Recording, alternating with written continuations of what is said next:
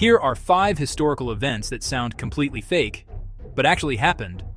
At number 5 is the War of the Bucket. In 1325, the Italian city-states of Bologna and Modena fought near Zappolino.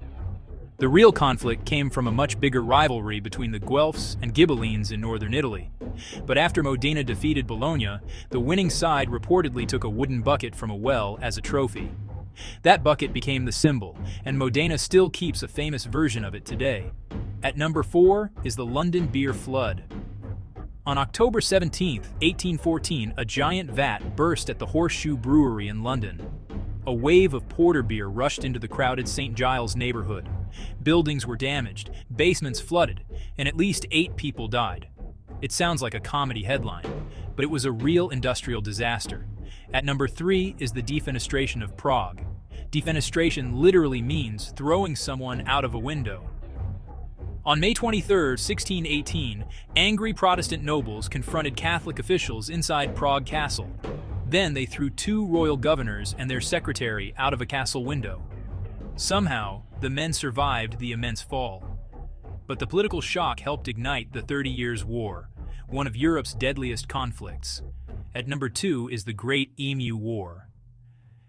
In 1932, Australia sent soldiers with machine guns into Western Australia. Their enemy was not another army, it was thousands of crop-destroying emus.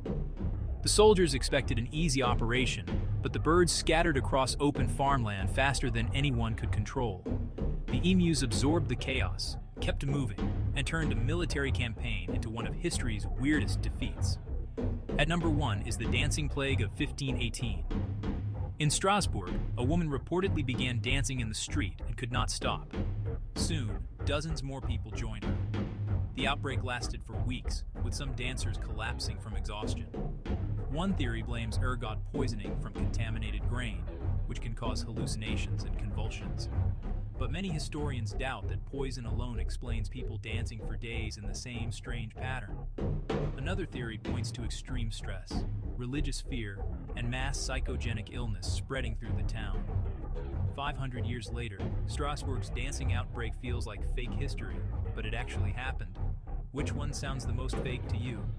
Comment your answer and follow Top 5 Truths for more strange history, mysteries, and truth.